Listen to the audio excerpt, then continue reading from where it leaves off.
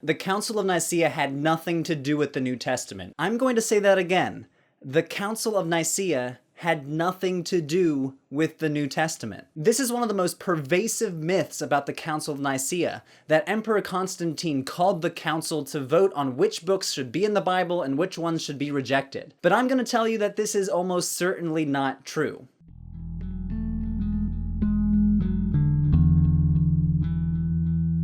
The Council of Nicaea met from May to July of 325 CE, and we actually know what was discussed there. The Council of Nicaea was called by Emperor Constantine to help settle a theological dispute about Jesus Christ, and had arose because of a clergyman by the name of Arius. Arius argued that Jesus must have been a lesser being created by God. Only God alone could be infinite, eternal, and all-powerful. And this caused some problems. You see, most Christians during this time did believe that Jesus was somehow divine, but the nature of this divinity was not yet decided. Did God create Jesus? Was Jesus God himself? Or did Jesus' existence stretch back into eternity with God? Well, to make a long story short, most of the bishops disagreed with Arius, and they decided that Jesus is of the same substance and co-eternal with God. And at the Council of Nicaea, the bishops decided to officially denounce Arius and to draft an orthodox statement on the nature of Jesus' divinity. Jesus was begotten, not made, of one substance with the Father. A line from the Nicene Creed that many Christians recite even today. You might say, but Andrew, how do we know this? How do we know they don't talk about the New Testament canon? Well, when it comes to ancient history, it's very rare that we can be 100% certain about anything.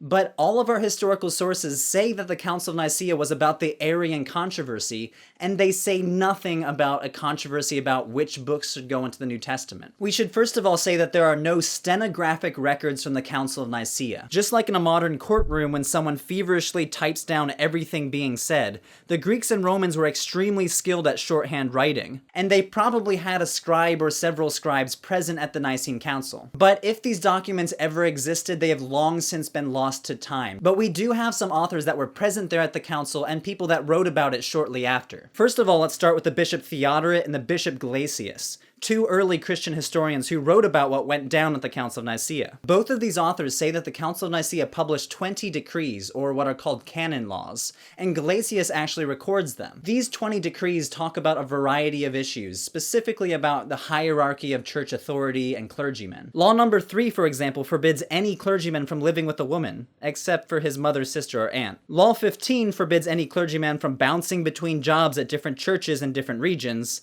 And law number 20 decrees that everyone should stand during prayer on Sundays instead of kneeling. Go read all 20 laws for yourself. I'm including a link in the description below. You'll notice that some are pretty random and are obviously dealing with local problems that were a big deal in the 4th century. But you guessed it, none of these 20 laws say anything about a dispute about which books should go in the Bible. You would think in the officially published 20 decrees of the Council of Nicaea they would have mentioned this. We should also include the testimony of Theodoret, who records a letter drafted by the Council of Nicaea. I'm also including a link to this in the description. You should go read it. Basically, this is a letter written to the churches of North Africa condemning Arius. The impious doctrines of Arius were investigated before our most religious Emperor Constantine, and his impiety was unanimously anathematized, which is a fancy way of saying cursed or condemned. Theodoret also includes a letter that supposedly is by Emperor Constantine himself, and Constantine does talk about a debate that happened at the Council of Nicaea.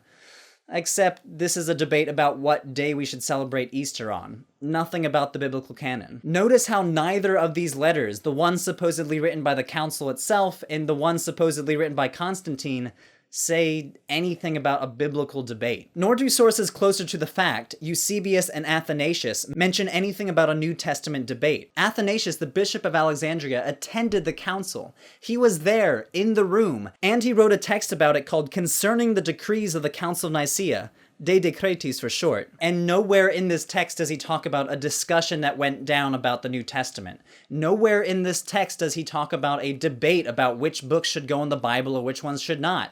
But he does go into very deep detail about why Arius is definitely a heretic. Check it out. Once again, I'm including this source in the description below. Go read it for yourself. It will only take you about 30 minutes. Athanasius does eventually publish an official list of what he considers the New Testament. He does this in the very creatively named Festal Letter number 39, but he doesn't mention anything about the Council of Nicaea, which you think he would have done if this was such an authoritative council on the New Testament. And finally, Eusebius of Caesarea, the famous church historian of the 4th century, was also present in the room at the Council of Nicaea. And again, he doesn't mention anything about a New Testament debate, but he says a lot about the Arian controversy. So why do people think that the Council of Nicaea decided on the New Testament? Well, apparently this rumor is very ancient, and here is where this video gets more complicated. If this wasn't the case, this would have been a 3-minute video, very simple, but there is one small mention from an ancient source that might imply that the Council of Nicaea possibly talked about the New Testament. But I'm going to argue that this is recording a rumor and not actual historical events. And you'll see why soon. So this text comes from St. Jerome. Jerome famously translated the Bible into Latin, a version called the Vulgate Bible. Before every book of the Bible, Jerome wrote a little preface, explaining the book, giving a synopsis, writing what it's all about. When writing the introduction to the book of Judith, which is a Jewish text from the Greek translation of the Hebrew Bible, Jerome seems to suggest that this book shouldn't be in the Bible. But because this book is found by the Nicene Council to have been counted among the number of the sacred scriptures, I have acquiesced to your request. Indeed, a demand.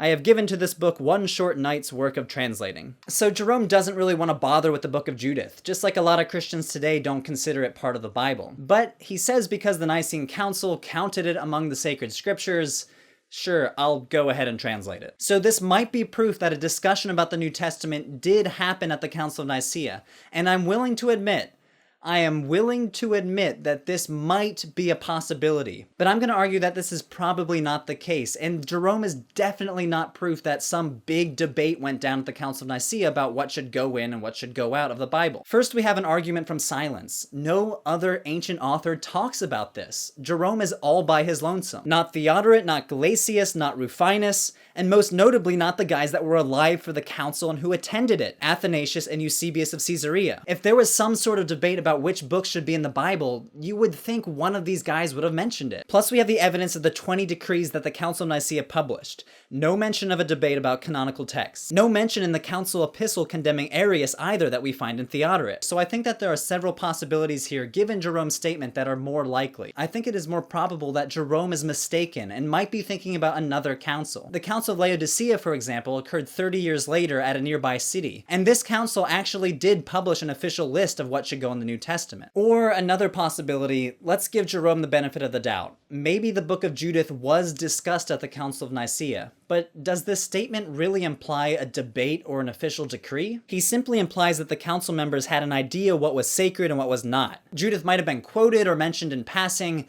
but didn't necessarily feature in some broader discussion about what should be in the Bible. So this is where the work of a historian comes in. I can't be 100% certain, but the fact of the matter is Jerome is all by himself, and it's his word against the word of a bunch of other ancient authors, including 2 authors that were there at the council itself. I'm going to follow the evidence. The vast bulk of our ancient evidence says that the Council of Nicaea was about the controversy of Arius and not about a discussion what should go in the Bible. So let's set this digression aside and ask the question, why did this rumor become so popular? I really don't think Jerome is to blame. A lot of scholars don't even know about that quote. Who is to blame are big name writers that popularized this theory, such as Dan Brown. Dan Brown, author of the Da Vinci Code and a huge pain in the neck for early Christian scholars everywhere. I guess I should be thankful that he wrote the Da Vinci Code. It made my subfield very popular for about a year.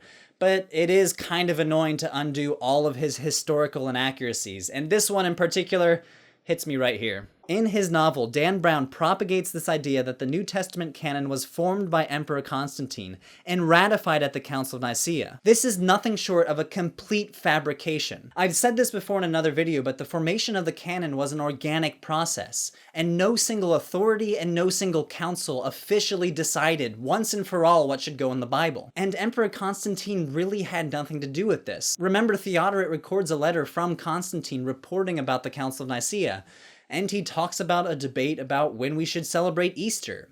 Nothing about the Bible. But this rumor goes back even further. Voltaire, the famous Enlightenment philosopher and writer from the 18th century, apparently believed the Council of Nicaea chose the New Testament too. In his book, The Philosophical Dictionnaire, he records a kind of weird story, how all the bishops put a big stack of books on an altar, and whatever books fell off the altar should not be included in the Bible. This is a pretty weird story, but it goes back even further. In a very obscure Byzantine text called the Synodicon Vetus, which is a list of all regional councils from the early church to 886 CE, the text says that the council decides on the biblical canon in a very similar way. The canonical and apocryphal books, the council distinguished in the following manner. In the house of God, the books were placed down by the holy altar. Then the council asked the Lord in prayer that the inspired works be found on top, and as in fact happened, the spurious on the bottom. So this sounds a little bit like the story that Voltaire records, so this shows that the rumor stretches all the way back to the 9th century. But scholars don't find the Synodicon Vetus very reliable. The author was basically making up things and embellishing older stories. So it's safer to conclude that this is a fabrication or some sort of rumor that was floating around in the early medieval period. So we have this very strange historical problem, where the texts closest to the event, the text written by the guys who actually attended the council and who wrote about it a few decades afterwards, they don't say anything about the Council of Nicaea voting on which books should go in the Bible. They say the council was about the Arian controversy. But starting with Jerome and going through the Byzantine period, up to Voltaire, all the way up to the 21st century, some sort of rumor was started that the council decided on the Bible. But the repetition of a rumor does not make it true. I'm going to side with our earlier evidence and say that the Council of Nicaea did not discuss the canon, and it definitely did not publish some official decree led by Emperor Constantine. I've said it before, and I'm going to say it again. The formation of the biblical canon was a long and complicated process. The scholar Bart Ehrman says it well when he says the canon of the New Testament was ratified by widespread consensus rather than by official proclamation. So banish any thought that the Council of Nicaea decided on the New Testament. Almost every shred of our historical evidence says that the Council of Nicaea was about the Arian controversy. We know this from Eusebius, Athanasius, Theodoret, Gelasius, and we know this from some other authors I didn't even mention, like Socrates Scholasticus, Sozomen, and Rufinus. Yes, we have one sentence from Jerome that might suggest a discussion about the canon occurred, but this doesn't say anything about an official decree, it doesn't prove that some debate occurred, and it certainly doesn't negate the fact that the Arian controversy was front and center at the Council of Nicaea. So next time someone says the Council of Nicaea decided on the Bible, next time someone says Emperor Constantine decided which books should go in and which books should go out, you'll know what to say. No, that council was about the Arian controversy. And then you should share with them this video. Let's end this rumor once and for all. As always, thanks for liking and subscribing, and thanks especially to our patrons on Patreon for keeping this show alive. If you'd like to make a monthly donation to Religion for Breakfast, check out our Patreon page. Thanks again, and I'll see you next time.